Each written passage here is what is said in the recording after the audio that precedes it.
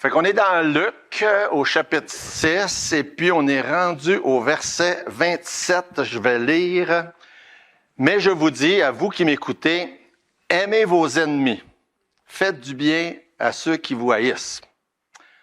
L'année passée, je ne me souviens plus exactement quand, juste après que la guerre en Ukraine a commencé, on avait la visite de Troy puis Oksana Manning. Puis Troy, c'est un traducteur de la Bible, il œuvre dans différentes parties du monde. Puis sa femme, Oksana, elle est ukrainienne. Puis elle vient de l'Ukraine. Puis il était avec nous un mercredi soir, fait que la plupart, vous n'étiez pas là. C'est le groupe, on avait fait les groupes là, de maison et du mercredi soir ensemble. Et puis Oksana avait fait un témoignage et c'était tellement touchant son témoignage. Elle partageait justement ce passage-là de Luc, chapitre 6, verset 27. Puis elle nous racontait, parce qu'elle a encore de la famille en Ukraine, puis elle disait, ça m'est pas arrivé jusqu'à aujourd'hui d'avoir des ennemis en tant que tels. Mais elle dit, maintenant, j'en ai. Puis elle dit, là, elle nous racontait comment elle réalisait que c'est difficile de mettre ça en application. Et ça m'avait vraiment touché d'entendre ce témoignage-là. Parce qu'on lit ces beaux passages-là, on les connaît, hein, on est familier avec ces belles et grandes vérités-là. Aimer ses ennemis, ben oui, c'est facile, ça. Si on n'a pas d'ennemis, c'est facile. Mais on réalise que c'est vraiment pas facile. Et Jésus donne tous ces principes-là qui sont enseignés dans Luc chapitre 6, comme on l'a vu la dernière fois. C'est des principes qui s'adressent spécifiquement à son groupe de disciples, mais qui sont aussi pour tout le monde. Et il enseigne des choses dans Luc au chapitre 6 qui nous semblent hors du commun, même hors du bon sens. Là. Hein, vous allez être heureux quand vous allez être pauvre, puis vous allez être malheureux quand vous allez être riche. C'est pas normal, ça, ces principes-là. Et là, on se dit, mais même William MacDonald, dans son commentaire, je pense sûrement mentionner ça déjà, dans son commentaire sur le manuel du disciple, il dit, ça, c'est des principes révolutionnaires. C'est pas normal. Fait qu'il y a des raisons pour lesquelles Jésus enseigne ça à ses premiers disciples, les 12 apôtres, parce que c'est le groupe de personnes qu'il a choisi pour avoir un impact dans les centaines, les milliers d'années qui allaient suivre.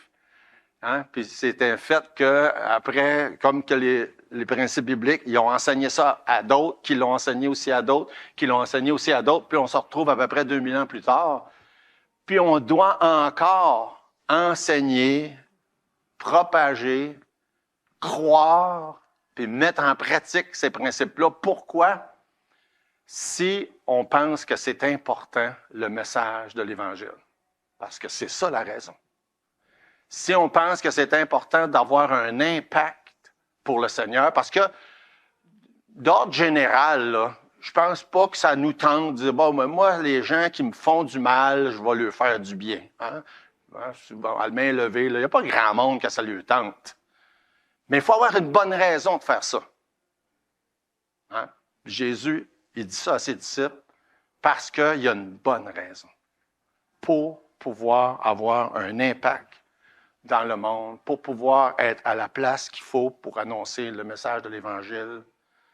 Et quand on agit comme Dieu nous dit qu'on devrait agir, qui n'est pas normal, hein, c'est pas normal ça là, ça permet de pouvoir avoir un impact auprès des gens avec le message de l'Évangile. Fait que ça, c'est la petite introduction pour cette section-là où on est rendu. Dans Luc 6, on va prier. Seigneur notre Dieu, on te rend grâce pour le don merveilleux de la vie éternelle en Jésus. Cette grande joie, ce privilège qu'on a de connaître Jésus d'une manière personnelle, intime, qui est de l'avoir reçu, connu comme le Sauveur, celui qui nous lave, nous pardonne tous nos péchés. Et Seigneur, ce matin, ma prière, c'est pour que chacun de nous puissions comprendre l'importance de mettre en pratique ces principes qui sont tellement hors du bon sens. Mais Seigneur, je prie s'il y a qui que ce soit ce matin qui n'a pas encore reçu, compris, réalisé que la solution pour les problèmes de sa vie, c'est Jésus. Et Seigneur, je te prie que tu puisses te révéler, convaincre de péché, de justice, de jugement quiconque est ici ce matin qui ne l'a pas encore compris pour pouvoir placer sa foi en Jésus comme sauveur. Je te demande, Seigneur, de parler dans nos cœurs. On a besoin que tu nous convainques, on a besoin que tu nous transformes. Et c'est dans le nom de Jésus, je te demande ces choses. Amen.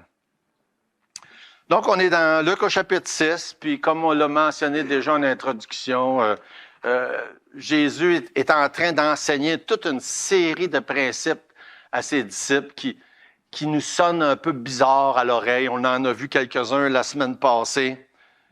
Mais quand il arrive au verset qu'on vient de lire, moi je suis en train de verset 27, on va dire 37.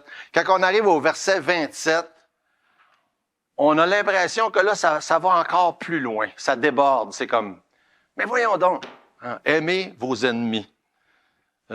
Jésus savait une chose que vous savez probablement aussi si vous avez moindrement étudié l'histoire de l'Église. Les chrétiens ont eu des ennemis. Jésus savait que les chrétiens auraient beaucoup d'ennemis.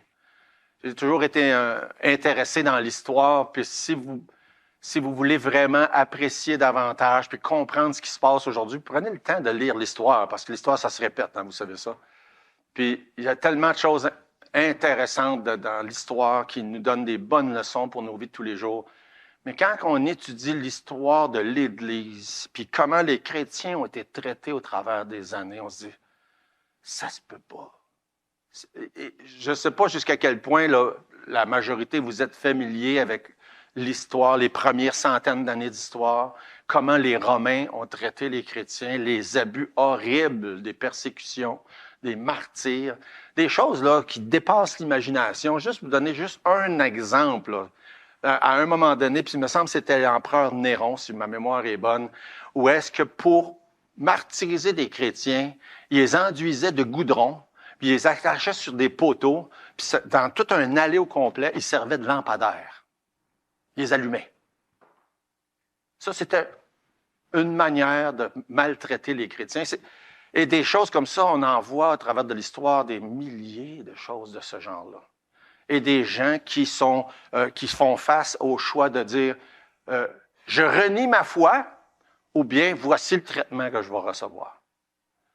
Et c'est encore le cas en passant dans certaines régions du monde où est-ce que les gens qui font face, lorsqu'ils se convertissent, font face à des persécutions, font face à des terribles, des choses qu'on ne peut même pas imaginer. Et prenez juste le temps de vous informer un peu. Fait que Jésus dit, aimez vos ennemis.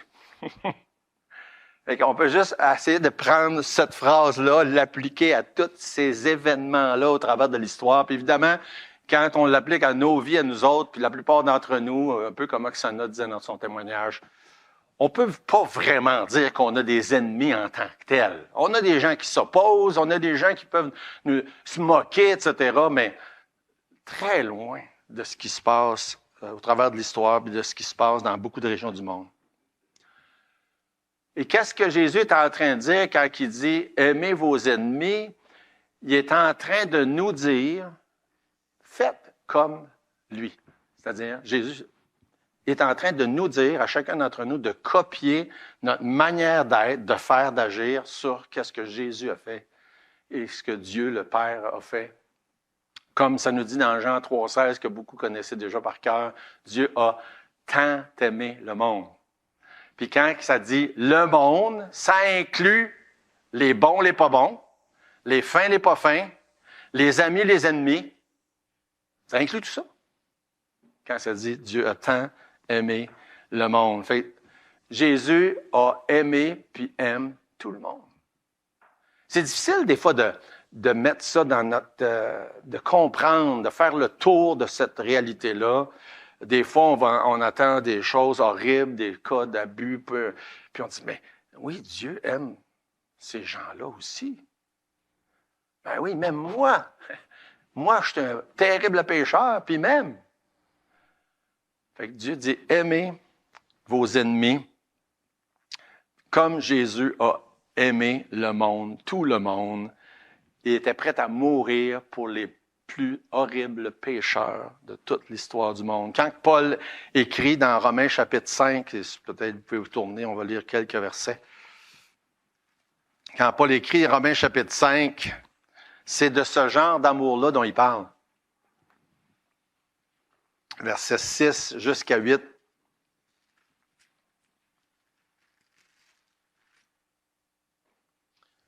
Car lorsque nous étions encore sans force, Christ, au temps marqué, est mort pour des impies.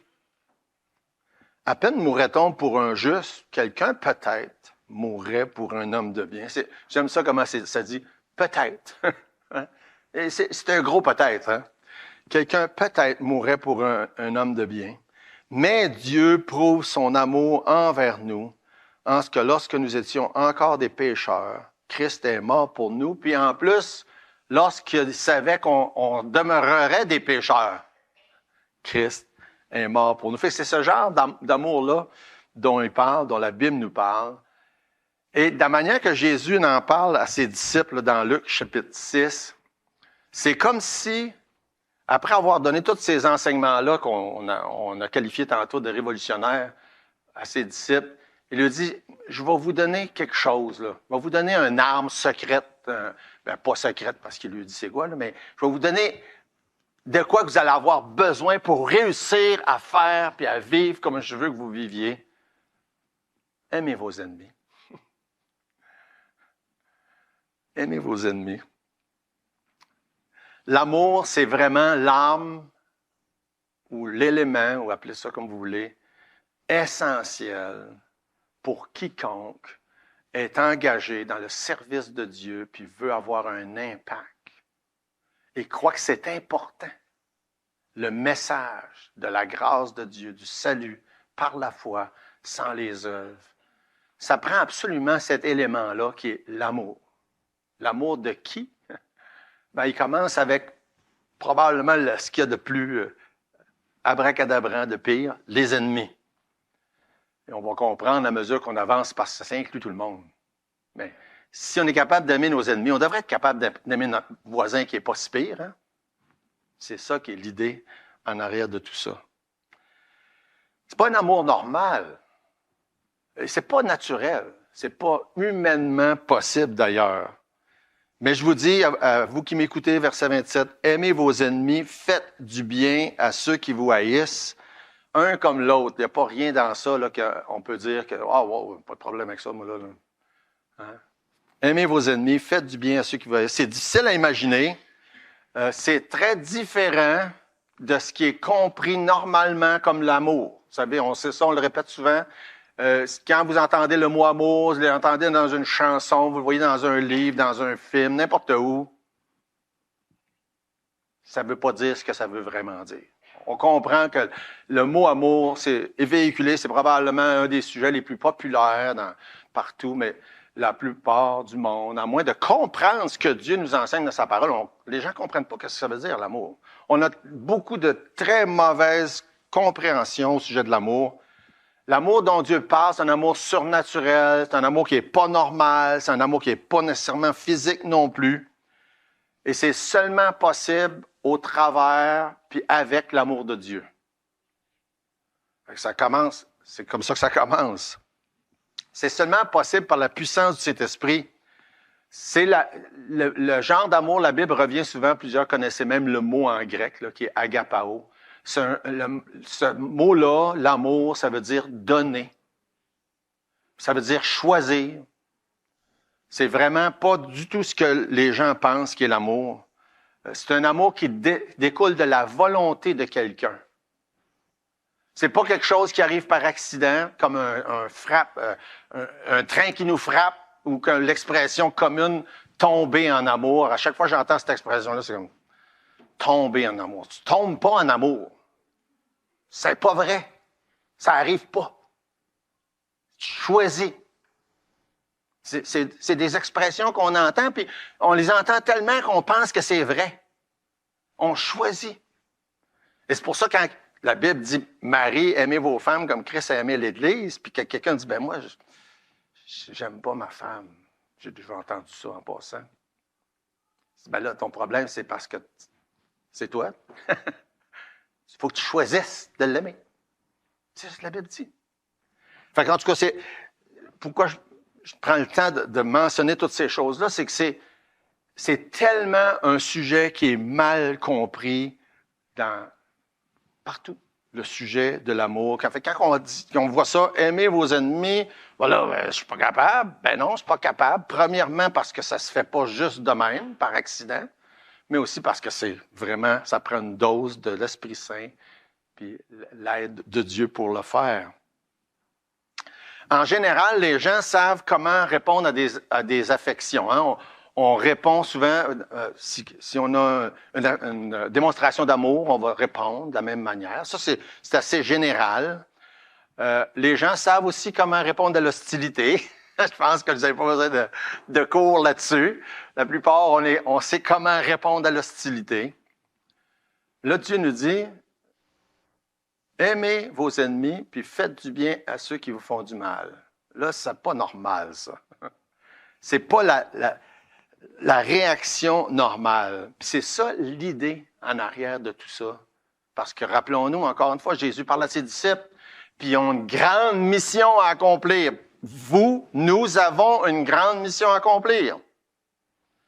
Fait que les mêmes choses qu'il adresse à ses disciples, on en a besoin, nous aussi, puis ça s'adresse à nous autres. Puis rappelons-nous qu'est-ce qu'on a vu la dernière fois. Il dit, vous allez être haïs, chassés, outragés, rejetés, puis c'est correct.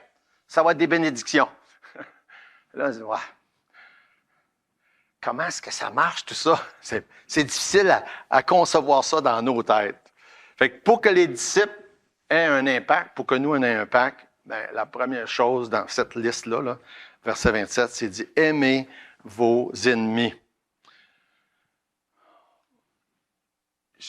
Je pense pas qu'on n'entend rien de semblable ailleurs. En tout cas, je ne suis pas familier avec autres enseignements ailleurs qui nous enseignent des choses pareilles. Je vais juste lire les versets qui suivent, là, puis on va revenir ensuite les commenter. Verset 27. Mais je vous dis à vous qui m'écoutez, aimez vos ennemis, faites du bien à ceux qui vous haïssent, bénissez ceux qui vous maudissent, priez pour ceux qui vous maltraitent. Si quelqu'un te frappe sur une joue, présente-lui aussi l'autre. Est-ce que quelqu'un a déjà fait ça? Si quelqu'un prend ton manteau, ne l'empêche pas de prendre encore ta tunique. Donne à quiconque te demande et ne réclame pas ton bien à celui qui s'en empare. Il n'y a pas rien de normal dans tout ça. Il n'y a pas rien de naturel dans tout ça. Mais pourtant, c'est ce que Jésus dit à ses disciples, puis à nous. Je pense qu'il n'y a à peu près rien dans ça que moi, je peux vous dire honnêtement que j'ai déjà fait, là. À part peut-être la dernière partie du verset 28. Priez pour ceux qui vous maltraitent. Puis je pense que, encore là, je ne suis pas sûr que la plupart, on est disposé à faire ça. Mais Jésus dit à ses disciples, si vous pensez pouvoir avoir un impact dans le monde avec le message de l'Évangile de la grâce. L'Évangile de la grâce, qu'ici on résume, là, c'est Jésus qui n'a rien fait. Saint, parfait dans toute sa conduite, décide de mourir à la place de ceux qui méritent la mort, puis qu'après ça, se fait maltraiter. Il se fait, pas après ça, lui, il s'est fait injurier avant, il s'est fait mettre à mort, puis que ceux qui propagent ce message-là se font maltraiter puis se font moquer. Fait que c'est ça, là, quand on pense à tout ça, que Jésus est en train de dire, vous pouvez avoir un impact avec le message, mais il va falloir avoir une attitude, un comportement qui est copié sur celui de Jésus, en commençant par un amour qui dépasse toute compréhension. On a de la misère à le faire entre ceux, avec les gens, nos proches. Imaginez tout ça. Comment c'est difficile d'imaginer de le faire avec des ennemis, ceux qui nous maltraitent, injurient, etc. Mais c'est ce que Jésus demande. Une anecdote que j'ai lue, un homme qui s'appelle Mitsuo Fuchida, vous pouvez comprendre, c'est un japonais. Mitsuo Fuchida, il était le capitaine de la marine impériale japonaise lors de l'attaque de Pearl Harbor. Fait que ça vous donne un peu le contexte, si vous connaissez un petit peu l'histoire. C'est lui qui a mené l'attaque. Et puis c'est lui qui a envoyé le message à Tokyo en disant que l'opération avait été un succès. Mais après qu'ils ont eu, parce qu'ensuite ils ont eu une défaite, les Japonais, lui a initié une enquête pour accuser les Américains d'avoir maltraité les prisonniers japonais puis les accuser de crimes de guerre. Et pour ce faire, dans son enquête, après la guerre, il a interviewé je ne sais pas combien de prisonniers japonais, puis il leur demandait « Comment vous avez été traités, vous, par les Américains? » Puis plusieurs revenaient avec une histoire parlant d'une femme qui venait, qui les soignait, qui leur apportait de la nourriture, puis qui était gentil avec eux, et puis qui leur apportait un petit livre qui s'appelle le Nouveau Testament, puis qui leur permettait de pouvoir apprendre à le lire. Puis à un moment donné, il demandait à ces gens-là, mais lui avez-vous demandé pourquoi elle faisait ça? Puis la plupart disaient oui, on lui a demandé pourquoi elle faisait ça, pourquoi elle traitait si bien les prisonniers japonais. Puis elle leur avait raconté que ses parents étaient missionnaires aux Philippines, puis qu'ils avaient été tués par les Japonais. Mais avant de mourir, ses parents lui avaient demandé de prier pour ses ennemis. Puis elle, en réponse à la prière de ses parents, c'est comme ça qu'elle a pensé qu'elle pouvait accomplir ça, en mettant à pratique ce que ça dit dans Luc chapitre 6, verset 27. Fait que Mitsuo Fushida, quand il a entendu, puis il entendait ça à un, puis à un autre, puis à un autre, puis à un autre, il s'est dit, bien écoute, je pense que je vais m'en procurer un de ces petits livres-là.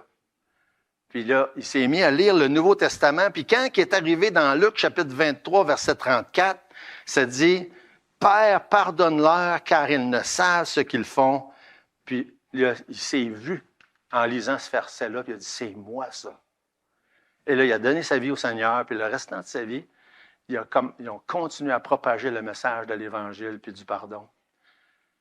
C'est une histoire, un exemple de ce que ça peut faire de mettre en pratique ce principe-là.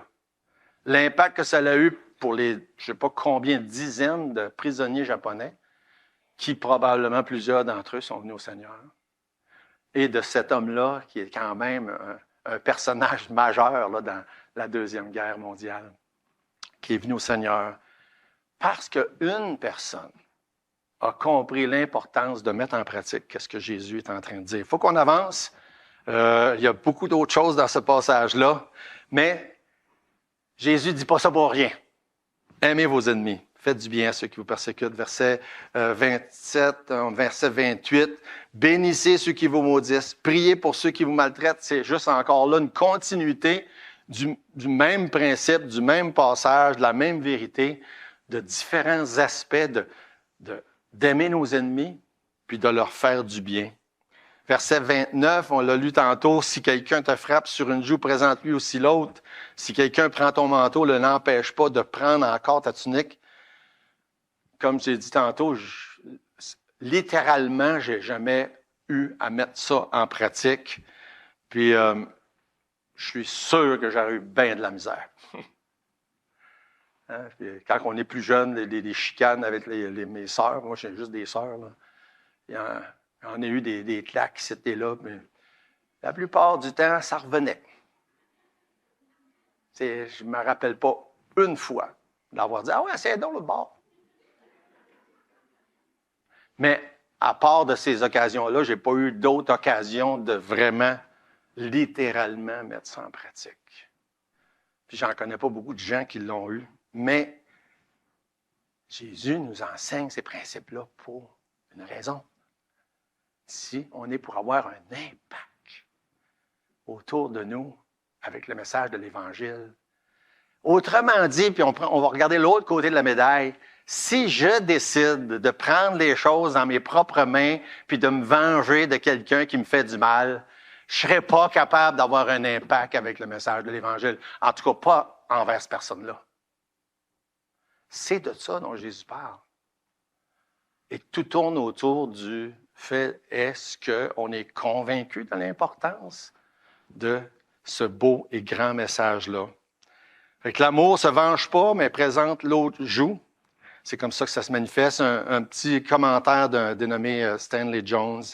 Si on présente l'autre joue, on désarme nos ennemis. L'animosité disparaît. Votre ennemi n'est plus.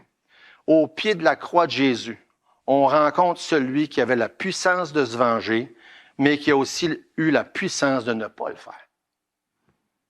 C'est la puissance ultime de l'amour.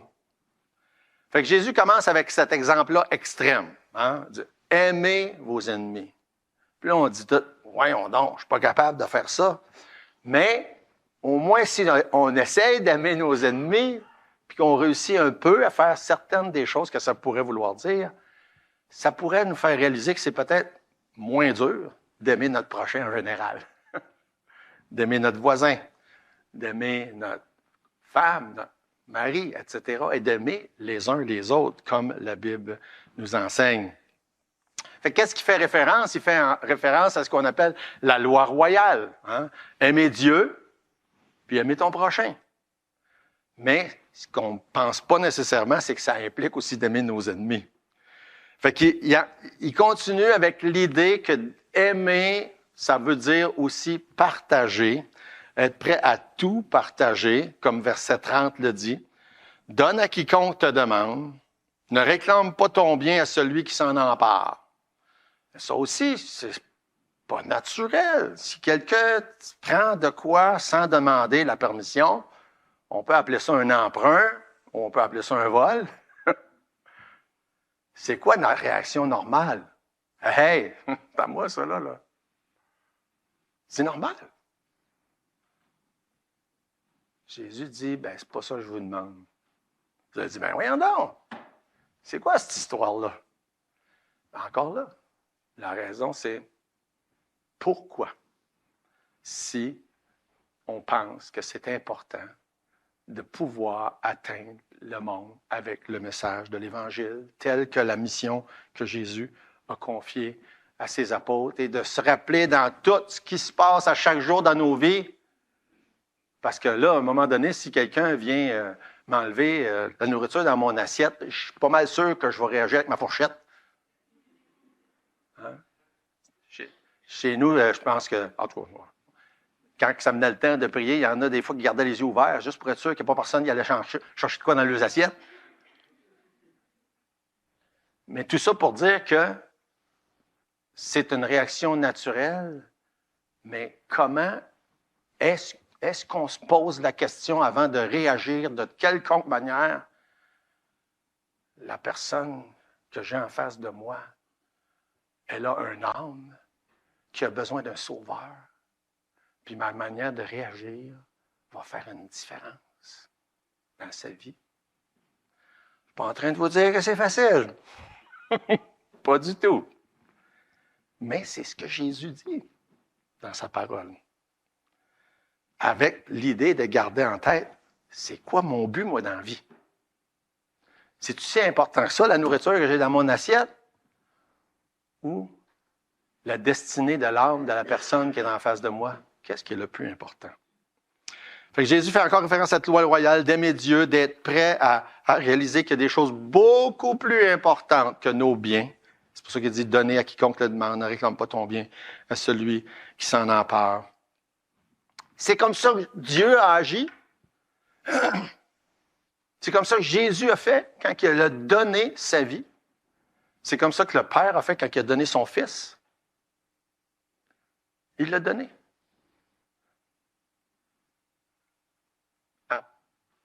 Je m'en vais dire à plein de gens qui ne le méritent pas, mais c'est pas ça que je devrais dire. C'est à tout le monde qui ne le mérite pas. Parce que personne ne mérite. On a tendance, nous, à réagir. Ouais, mais l'autre ne méritait pas ça, là. Il a mal agi. Heureusement, ce n'est pas comme ça que Dieu a pensé. Quand lui nous parle de son amour, Dieu a tant aimé le monde. Tellement. Mettez la qualification que vous voulez là. Il a tellement aimé le monde qu'il a donné son Fils unique. Afin que quiconque, n'importe qui, bon, méchant, ennemi, pas ennemi, tout le monde puisse avoir la vie éternelle. Comme on disait tantôt, la notion de l'amour est tellement pervertie parce que souvent les gens pensent, quel avantage que moi je vais en retirer de ça dans une relation là, où ce que deux personnes s'aiment. Quand la réaction devrait être, comment est-ce que je puisse donner davantage? Ça, c'est vraiment, bibliquement, la définition de l'amour. Comment est-ce que je peux, moi, donner ou m'investir davantage dans cette relation-là entre deux personnes? Et rappelons que Jésus parle de ça dans le contexte de c'est quoi un disciple? Parce qu'il parle à ses disciples. Comment être un disciple? Et on peut, à ce moment-là, dire, être un disciple, c'est pas mal équivalent à donner. On sait qu'un disciple, par définition, c'est quelqu'un qui suit un maître, mais avec qu'est-ce que Jésus est en train de dire, ça implique là, de donner de sa vie pour le maître. Vous pouvez tourner dans Actes chapitre 20. On a un passage intéressant là, qui met ça, un genre d'exemple pratique dans le début de l'histoire de l'Église, de comment ce principe-là a été mis en pratique. Qu'est-ce qu'on y lit là? Dans Actes chapitre 20, il y avait qu'est-ce qu'il y avait dans ce qu'on pourrait appeler une rencontre de pasteurs dans Actes chapitre 20. C'est une conférence pastorale. Un peu comme qu'on fait, nous autres, des fois, pour s'encourager les uns les autres. À partir du verset 18, Paul, ça dit, lorsqu'ils furent arrivés vers lui, il leur dit, vous savez de quelle manière, depuis le premier jour où je suis entré en Asie, je me suis sans cesse conduit avec vous, servant le Seigneur en toute humilité avec larmes, au milieu des épreuves que me suscitaient les embûches des Juifs. Vous savez que je n'ai rien caché de ce qui vous était utile, que je n'ai pas craint de vous prêcher, de vous enseigner publiquement dans les maisons, annonçant aux Juifs, aux Grecs, la repentance envers Dieu, la foi en notre Seigneur Jésus. Fait qu'il résume un peu son ministère. Servir humblement, avec larmes, rien cacher, annoncer la repentance au travers des tribulations, pas faire aucun cas de sa vie, verset 24, continue, verset 22, 23, verset 27, annonçant tout le conseil de Dieu. Puis on comprend que c'est pas tous les disciples qui sont des pasteurs, parce que là, c'est une réunion de pasteurs. Mais ça s'applique à tout le monde, ce genre de résumé-là de qu'est-ce que ça devrait être la vie d'un disciple. Puis je trouve ça intéressant parce que quand il arrive au verset 35, il fait comme revenir à qu'est-ce qu'on voit dans Luc 6. Je vous ai montré de toute manière que c'est en travaillant ainsi qu'il faut soutenir les faibles, se rappeler les paroles du Seigneur qu'il a dit lui-même, il y a plus de bonheur à donner qu'à recevoir. Puis, quand il dit ça, là, donnez à ceux qui vous demandent. Il dit, écoutez, comprenez que c'est une bénédiction. Il y a plus de bonheur à donner qu'à recevoir. Puis c'est tellement un principe important que je pense qu'on ne met pas assez d'emphase dessus. Quand on avait la rencontre pour les enfants il y a quelques semaines, c'était une des choses que j'avais mentionnées, que je crois bien avoir manqué dans ce que j'ai essayé d'inculquer à mes enfants, de ne pas avoir mis assez d'emphase là-dessus. Combien c'est important de donner, puis de donner à ceux qui ont besoin, de donner pour le ministère dans l'Église, de donner de son temps, de donner de sa vie, parce qu'il y a plus de bonheur à donner qu'à recevoir. Puis, c'est tellement un principe important à apprendre. Pourquoi? Parce qu'il dit qu'il y a plus de bonheur à faire ça. Et si on n'apprend pas ça, on manque une portion de bonheur que Dieu nous a réservé. Fait que, en plus de trouver ça un peu particulier, puis pas normal de vouloir donner comme Jésus le dit dans Luc 6, mais il dit, vous allez en récolter, puis il y a plus de bonheur à donner qu'à recevoir. Fait que tout ça pour dire, on continue, c'est vrai, je suis rendu, faites du bien à ceux qui... donne à quiconque te demande, ne réclame pas ton bien à celui qui s'en empare. Ce que vous voulez que les hommes fassent pour vous, faites-le de même pour eux. C'est assez simple comme principe quand on pense à ça. Hein. Ce que vous voulez que les autres fassent, faites la même chose. Si vous aimez ceux qui vous aiment, quel gré vous en saura-t-on? Les pécheurs aussi aiment ceux qui les aiment. Normalement, là, on aime ceux qui nous aiment. Hein? Jésus dit, il n'y a rien là. On pourrait même dire, quand il dit les pécheurs, les pécheurs, on comprend que des fois, ça veut dire tout le monde, parce que tout le monde sont pécheurs. Mais des fois, ça veut dire vraiment les gens vraiment mauvais. Là. Puis dans ce contexte-là, c'est de ça qu'il veut dire. Nous, on aurait pu dire, les gens de la mafia aussi font ça. Hein? Puis on sait, là, la famille, là, les gens là, proches, là, on les respecte puis on les protège. Pas rien de spécial d'aimer ceux qui t'aiment. Là. Mais si tu aimes ceux qui t'aiment pas, puis tu fais du bien à ceux qui te maltraitent, ça, par exemple, ça, c'est spécial. Ça, c'est pas normal. Et ça a un impact. Ça a un impact. Être poli, généreux, patient, juste, prêt à aider, pardonner, même quand c'est pas reçu en retour. Ça a un impact. Beaucoup plus qu'on pourrait imaginer. Il continue en disant, verset 32, je pense que je l'ai peut-être déjà lu. Si vous aimez ceux qui vous aiment, c'est ça, quel gré vous en saura-t-on? Les pécheurs aussi aiment ceux qui les aiment. Verset 33, si vous faites du bien à ceux qui vous font du bien, quel gré vous en saura-t-on? Les pécheurs aussi agissent de même. Si vous prêtez à ceux de qui vous espérez recevoir, quel gré vous en saura-t-on? Les pécheurs aussi prêtent aux pécheurs afin de recevoir le pareil.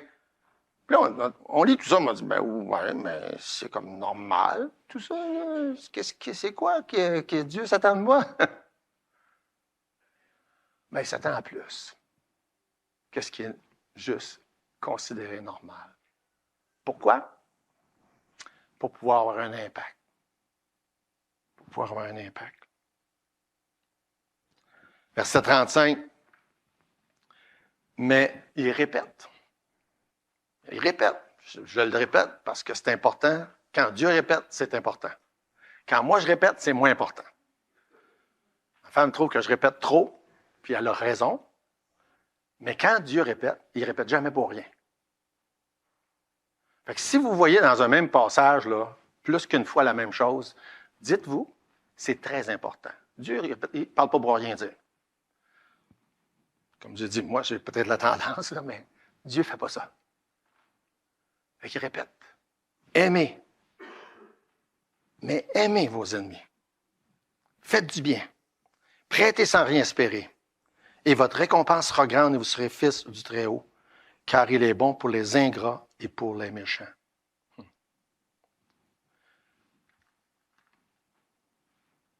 Il prend peine de répéter dans le même passage parce que c'est très, très, très important.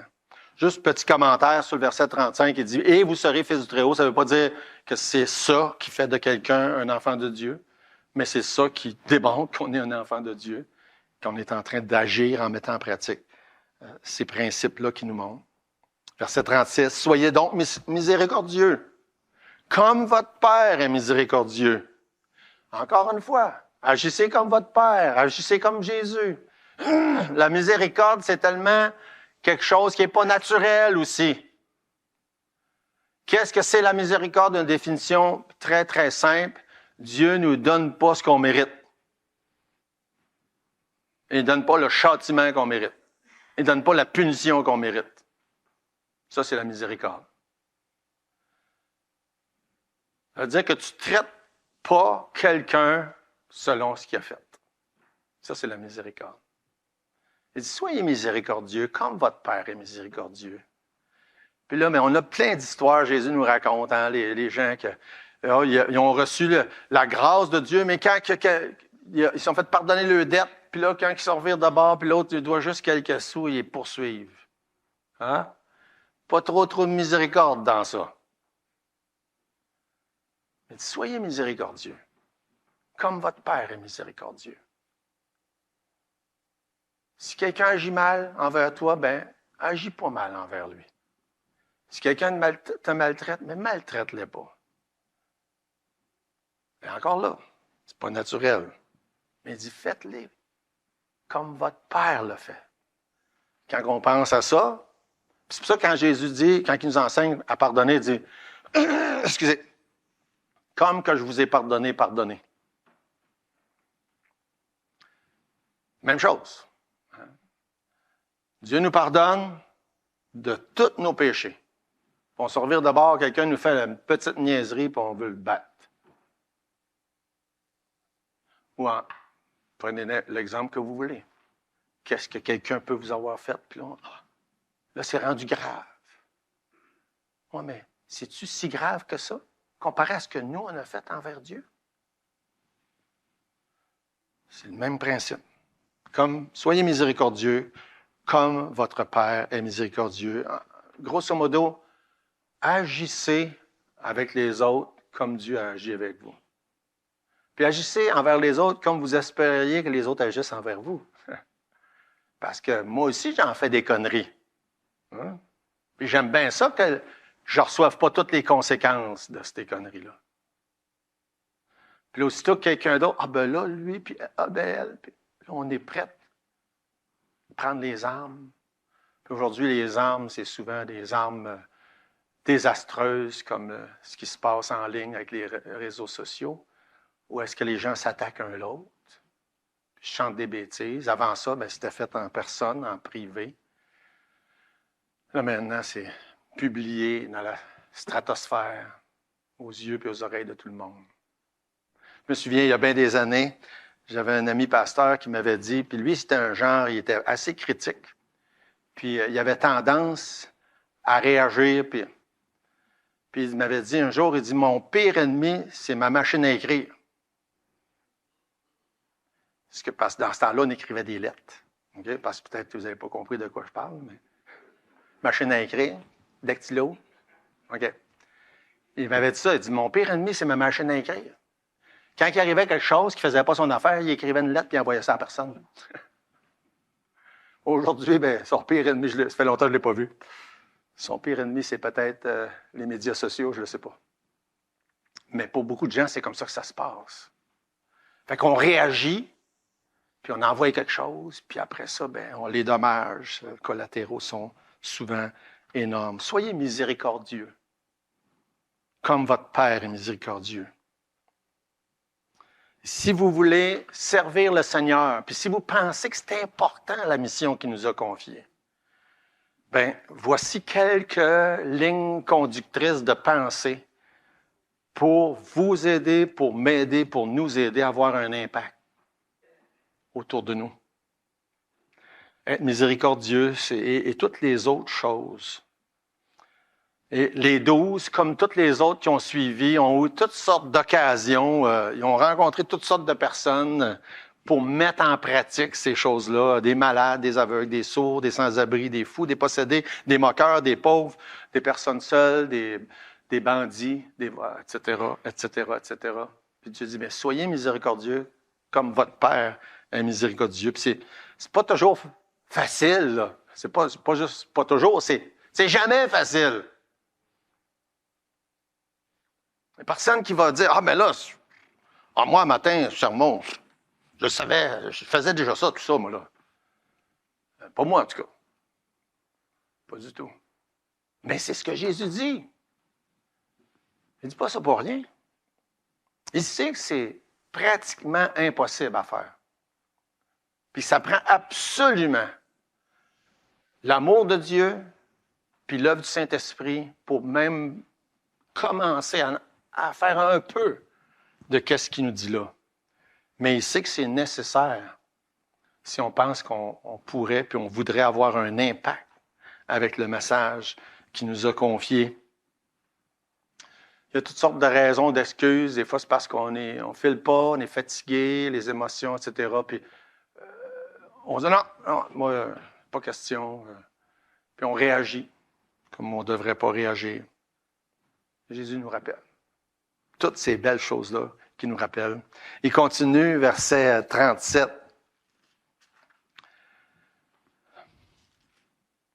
Ne jugez point.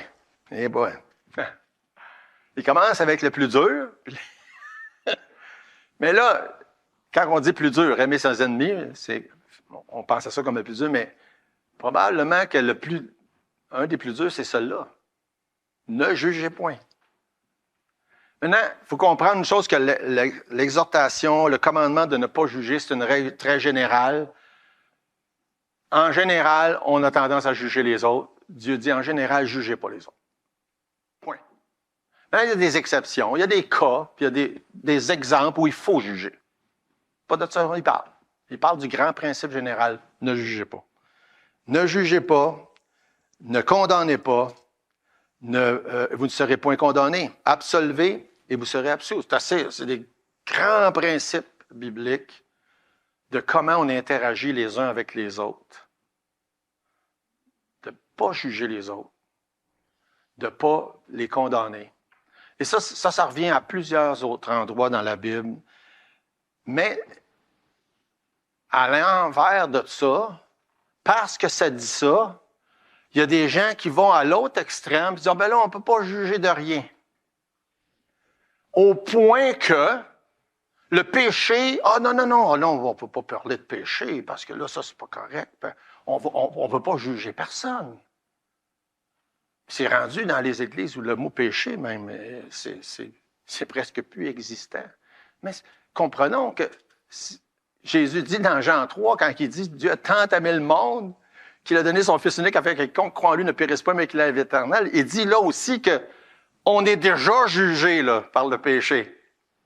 Le péché, quand il dit « ne jugez pas », là, c'est juste la grande ligne de ne pas juger en regardant l'autre tout le temps. L'autre a fait ci, l'autre a fait ça. Puis on n'est pas là pour juger les uns les autres, mais il y a bien des cas où est-ce que oui, il faut juger, il faut condamner, même il faut juger, par exemple, chacun d'entre nous. Vous avez la responsabilité en passant, pour ceux qui ne savaient pas, dans Actes chapitre 17, verset 11, ça dit que vous devez examiner les Écritures puis juger si c'est vrai qu'est-ce que le gars en avant est après dire. Vous avez cette responsabilité-là de me juger puis de juger n'importe qui se tient debout ici. C'est sérieux, là. Vous avez cette responsabilité-là. C'est écrit dans la Bible parce qu'on ne peut pas tolérer puis permettre à n'importe qui de dire n'importe quoi. Il faut que ça soit vrai. Il faut que ça soit en accord avec ce qui est écrit dans ce livre-là. Fait que ça, c'est une des choses. On a l'impression de plus en plus que les gens n'osent même pas faire ça. Fait que c'est pas ça, Jésus dit, là. Jugez pas, là. Il y a bien des choses qu'il faut juger. On doit juger si une personne est sauvée, par exemple, dans 2 Corinthiens, chapitre 6, verset 14, avant de s'unir avec. Il faut déterminer, cette personne est sauvée, là? Avant de s'unir, en mariage ou dans n'importe quelle autre union entre chrétiens, en affaires, par exemple. C'est écrit ça dans 2 Corinthiens 6, 14. Fait qu'il y a des choses qu'il faut juger. On doit juger le péché dans nos vies. Hein? Moi, je suis responsable de juger le péché dans ma vie. Là. C'est écrit ça dans plusieurs passages. 1 Corinthiens 11, 31. Si nous nous jugions nous-mêmes, nous ne serions pas jugés.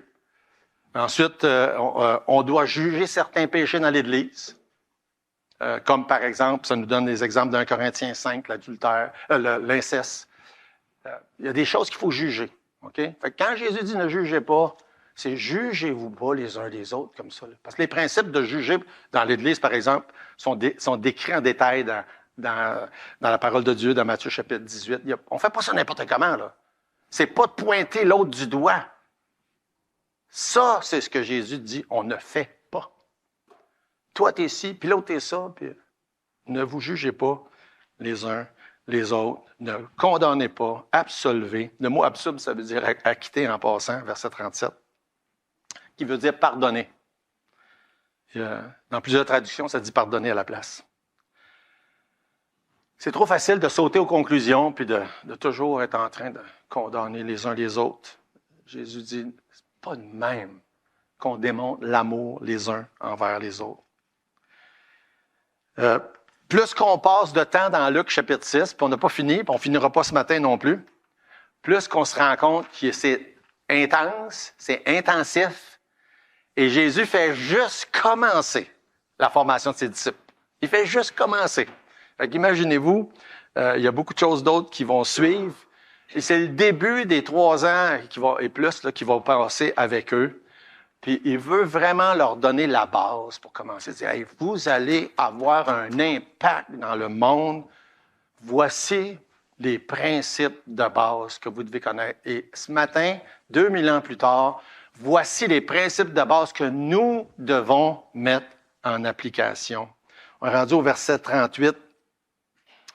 Donnez, il répète encore là, comme tantôt pour l'autre chose, donnez et il vous sera donné, et on versera dans votre sein une bonne mesure, serrée, secouée et qui déborde, car on vous mesurera avec la mesure dont vous serez servis. L'importance d'être généreux, hein? L'importance de traiter les autres comme on veut être traité, puis se souvenir que souvent, on est traité comme on traite les autres. Fait que ça nous revient. Hein? Fait que c'est tous des bons et grands principes qu'il est en train de nous dire. Une réflexion importante, là, puis là, il faut que je termine. C'est Jésus, dans le temps qu'il a passé avec ses disciples, là, les 12, pendant les 3 ans et plus qu'il était avec eux, il a mis beaucoup d'emphase sur comment eux allaient transformer, puis comment est-ce qu'ils allaient mettre en pratique les grands principes de vie chrétienne dans leur vie.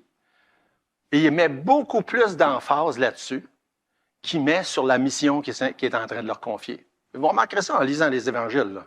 Il leur parle pas beaucoup de leur mission. Une couple de fois, là, mais la majeure partie du temps, il les enseigne pour qu'ils vivent, qu'ils imbibent les principes de vie, qu'ils émulent Jésus ou qu'ils copient Jésus dans leur manière de vivre.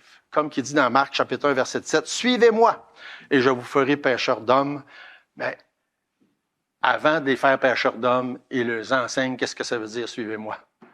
Puis pas juste enseigner la théorie, mais il enseigne aussi la pratique, de le suivre, de faire comme lui, de mettre en application les choses qui représentent qu'est-ce que Jésus a été puis qu'il a fait dans sa vie. Peut-être vous avez déjà entendu parler la phrase « Vous êtes le seul évangile que bien des gens vont lire ». Puis quand on lit les évangiles, en commençant avec Luc 6, la formation des apôtres, on se rend compte que Jésus, il martèle ça. Vous êtes le seul évangile que les gens vont lire. Fait que agissez comme vous devez agir. Parce que beaucoup de gens vont passer dans votre vie, puis vont vous voir aller, puis j'espère que vous aurez l'occasion de lui parler de l'Évangile, mais on n'a pas l'occasion de parler à tout le monde qu'on croise. Mais tout le monde qu'on croise nous voit. C'est une phrase qui est réelle. Une autre citation, « J'aime mieux voir un sermon que de l'entendre. » J'aime bien celle-là.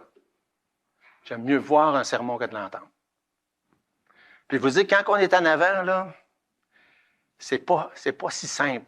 Parce que on a beau dire n'importe quoi, mais on a toujours cette petite voix-là du Saint-Esprit qui nous dit, « Ouais, mais toi aussi. » Toi aussi.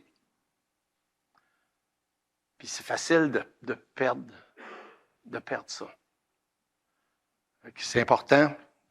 Puis quand je vous parle comme ça, je suis loin de me prendre en exemple.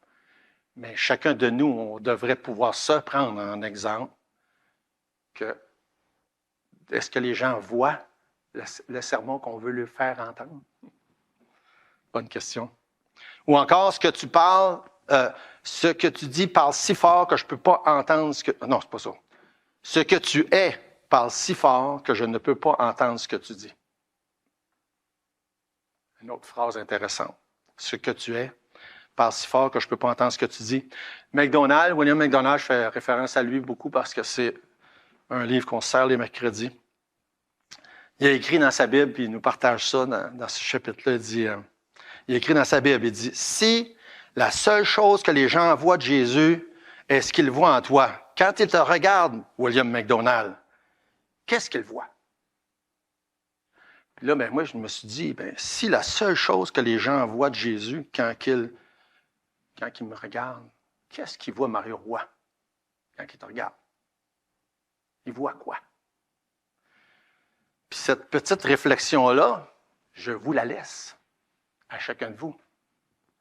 Parce que ces choses-là que Jésus nous enseigne, on comprend, là, c'est pas des choses là, de bébé, là, de base, là, dans le sens que on parle des choses difficiles,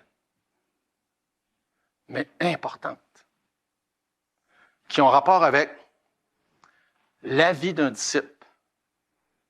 La vie d'un disciple qui veut apporter un message important autour de lui et d'elle.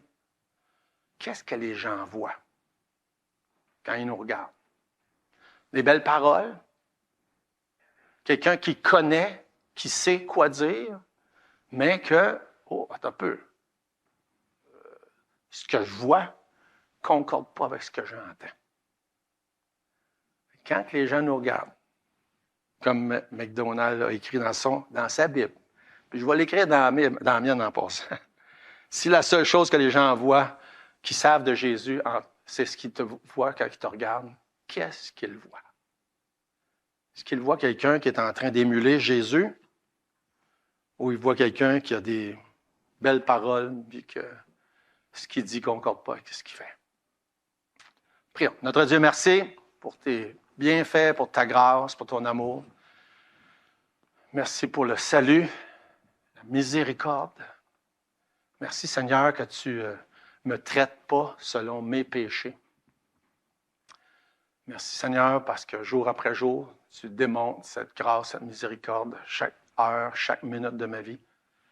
Et je te prie pour les gens que je croise, les frères et sœurs, les voisins prochains, même ceux qui n'ont pas la meilleure attitude envers moi. Je te prie Seigneur de permettre de pouvoir démontrer, comme Jésus a démontré, un amour, une compréhension, pour que tu puisses atteindre les gens avec ta parole et ton message. Bénis, Seigneur, chacun et chacune, quiconque n'a pas encore reçu le pardon de ses péchés. Je te demande, Seigneur, dans ta grâce de sauver. Au nom de Jésus, amen.